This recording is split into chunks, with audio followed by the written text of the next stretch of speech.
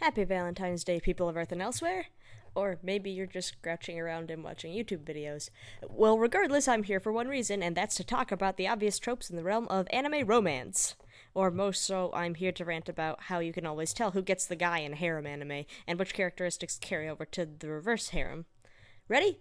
No? Well, too bad. At least try to enjoy the picture. Quick definition. The harem anime is a show where one guy, typically the average Mr. Nice Guy dork between the ages of late middle school and early college with no prior experience dating, is oftentimes, suddenly, surrounded by beautiful girls who, more than likely, all want to be in a romantic relationship with him. These harems can vary greatly in terms of what it is that is pursuing average Joe, from a group of schoolgirls to monster schoolgirls, aliens, elves, gods, demons, fairies, cats, or a mix of all of the above. But they all feature essentially the same characters, and it's all too obvious, after you've seen a few, who is on the guy's yes list. Rule of thumb, if she doesn't show up in the first episode, she's only in the series for show. Girls who are present from the beginning are 50% more likely to get the guy, or at least some half-decent character development. Maybe. They're ecchi for the most part, so, it's there for fan service and not story. Supernatural beings get another 10% boost for being more interesting than boring humans. Childhood best friend girl gets immediate points for knowing Joe the longest, and she's got a lot going for her if she takes every opportunity possible to pick on him. But this is not to be confused with the tsundere girl. Everybody loves tsundere girl.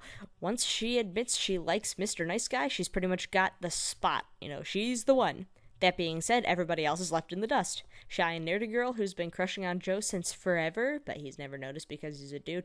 Doomed! She didn't get there fast enough. Is there a tomboy? Well, if she can pass herself off as a boy or is easily mistaken as one, then she's also got no chance.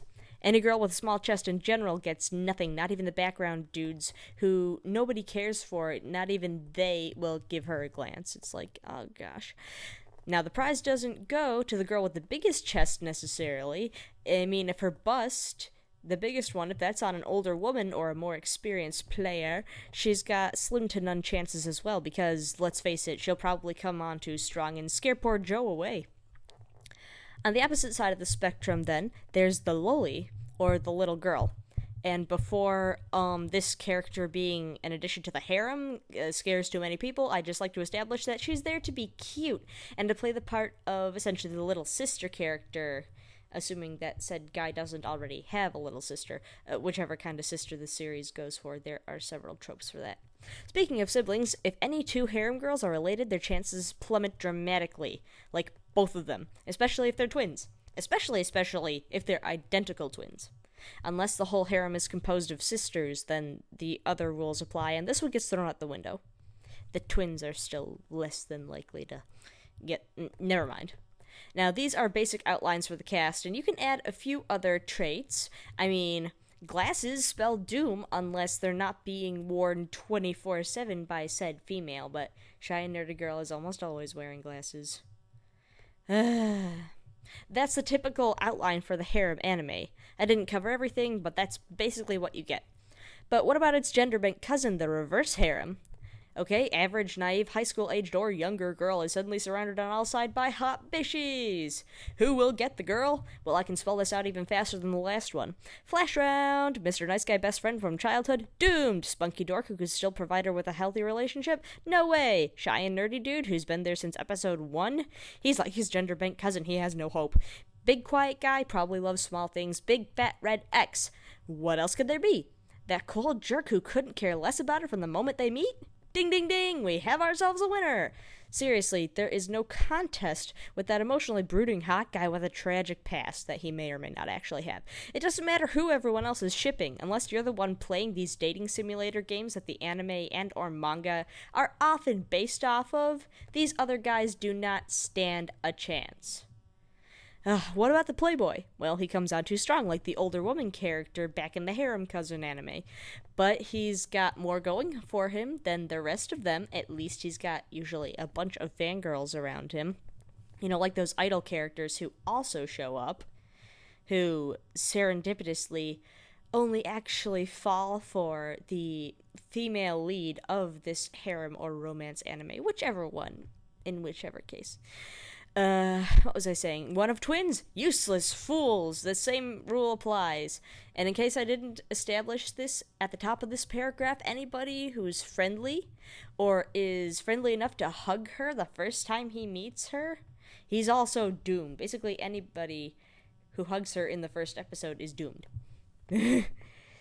If he didn't show up in the first episode, then he may as well not be there in the first place. Same rule applies as it did in the last one. Then don't even get me started on the second season. It's like, oh, they added more characters, maybe. No.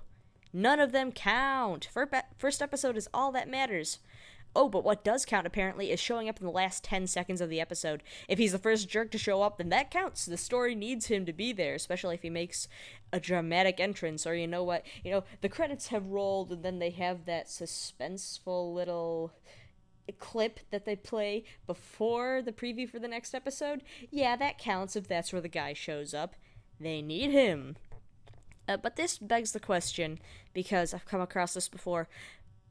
What if many of the guys here exhibit a similar trope? Like, what if there's more than one emotionally brooding male in this cast? There is a simple answer to this. Whoever met her first is the one who gets the girl. I'm serious. As long as he isn't her childhood best friend who's had the secret crush on her forever. Yeah, that's the one. These tropes are more often than not seen in the general romance genre of anime as well.